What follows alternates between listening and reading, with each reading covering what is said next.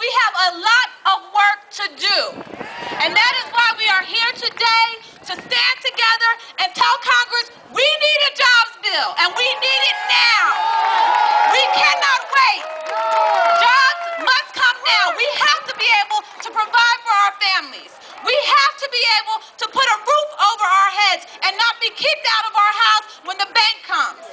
We have to be able to provide health care for our family without making a decision over whether or not we're going to eat for a week. The time is now. And without any justice, there will be no peace.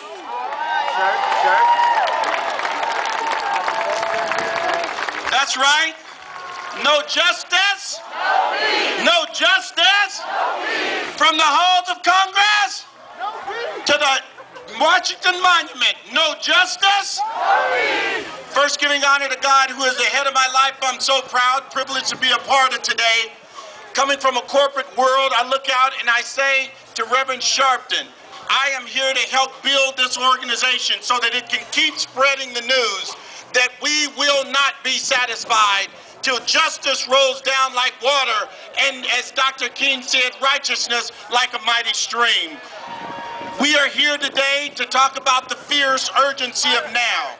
The fierce urgency to put people back to work, to treat people fair, to get America to realize her true calling, to stop turning on one another and start turning to one another. As John Kennedy said, we must remember we all breathe the same air. We all drink the same water. We are down here, and what we must do more than anything is to remind America what its destiny is, and that is to be a miracle maker. You see, what a miracle is, Reverend, is a miracle is despair that then becomes infused with hope, that becomes the creator of dreams, that if blessed by grace becomes reality. That's what a miracle is, quite simply, and I know a little something about that because, you see, before I became a corporate type, I didn't always wear suits like this. I wear them today because I can. But growing up in that small housing project in East Pasco, Washington, where most of y'all didn't even know they had black folks out in East Pasco, Washington, eating the welfare cheese and the peanut butter that see, y'all don't know about the peanut butter, you don't know about the powdered milk that you don't know about that. You don't know like I know. When you have to eat that and you try to tell somebody, when your mama get down on her knees, let me tell you, because despair had set in. I didn't think I could go to college, but see, that's when God showed up and when America showed out. See, when mama was on her knees praying and she was down there crying, Miss Porter, she was a part-time domestic. Miss Porter said, Elise, what's wrong with you? She said, I'm crying, Miss Porter, because I can't figure out how to get my son into school. 3 days later, Miss Porter said, Elise, she said, Fred and I have talked about it, and we decided that if Nathaniel wants to go to school, this white woman that mama had scrubbed her floors for 20 years said, if he wants to go to school, Fred and I are going to pay to make sure he can go. You see America? Do you see America? Do you see where it's at? When I got ready to go, it wasn't rich people that saw me off. It was the Trinity Church of God in Christ. Sister Dillon brought me a piece of pound cake, and Mother Osborne reached in and gave me $5 and said, baby, do us proud at that school. See, that was the community that I come from. But when Ellen Noble sent me off, he said, make sure when you get somewhere that you tell somebody who sent you. And that's why I'm telling you, that's who sent me, that's who sends us all. Let's go out into this country. Let's not stop fighting. Let's not start pushing. Let's not stop shoving until we get peace and justice for all, because without no justice, thank you and God bless you. The National Action Network is in the house.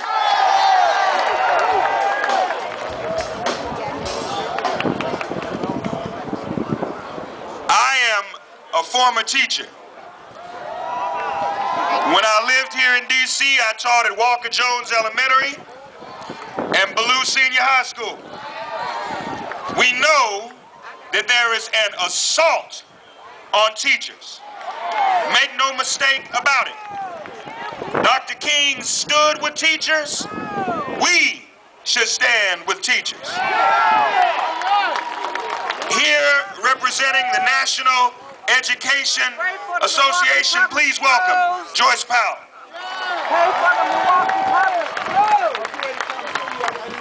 Instead of the middle class bearing the brunt of economic woes, we should be bearing the fruit of the investment in all of our people. You know, just 1 mile from where we stand today is a monument that was built to honor one of the greatest men this world has ever known. And the NEA is proud to be a part of the construction of the Dr. Martin Luther King Memorial. And the education unions are responsible for the condition of our kids' education today. Take the unions out of the schools. And justice for all people. If Dr. King were here with us I thought you were here today, for Dr. King's spirit. That's not his spirit. I believe he would be outraged. He would be outraged that 1 out of 5 children is living in poverty in this great nation. And he would be outraged over the drastic cuts in public education that are leaving millions of students across the nation stranded without access to a great public school. And he would be outraged over how this so-called land of opportunity targets and engenders fear in its immigrant families.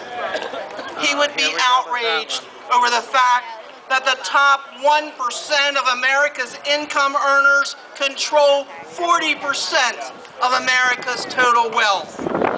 And he would be confounded to know that billionaires are sitting comfortably by swimming pools while watching the middle class drown in debt, high taxes, and an uncertain future. But also, my friends, if Dr. King were here, he would also be proud.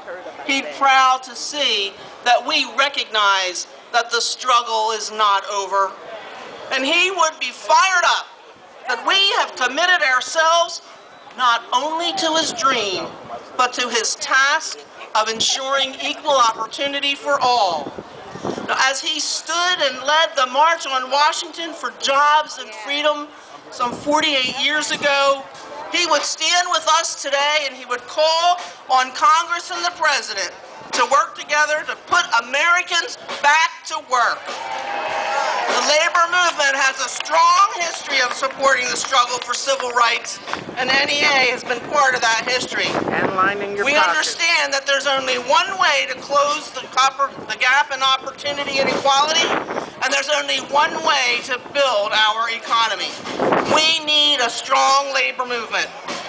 But we also must ensure that we are involved in this election in 2012.